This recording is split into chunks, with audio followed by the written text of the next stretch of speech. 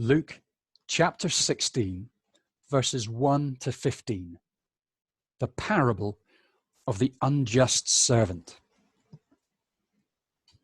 Jesus told his disciples, there was a rich man whose manager was accused of wasting his possessions.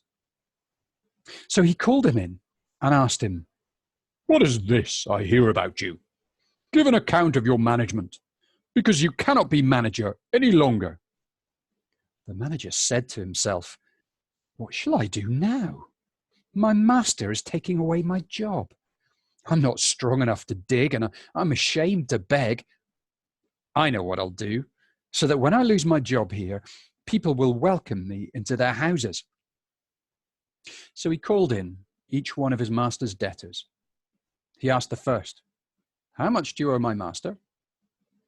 3,000 liters of oil, he replied.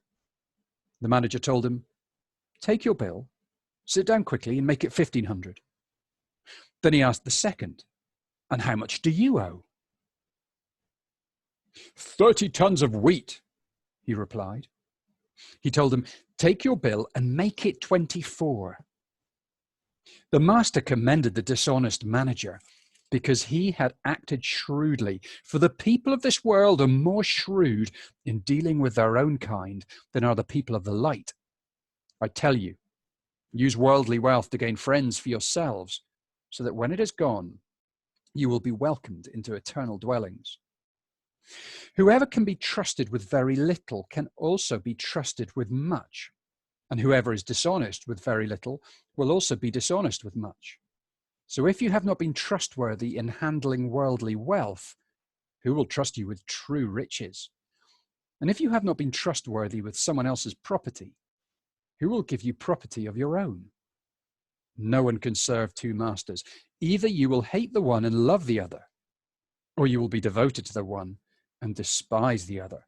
You cannot serve both God and money." The Pharisees, who loved money, heard all this and were sneering at Jesus. He said to them, "You are the ones who justify yourselves in the eyes of others, but God knows your hearts. What people value highly is detestable in God's sight." This is the word of the Lord.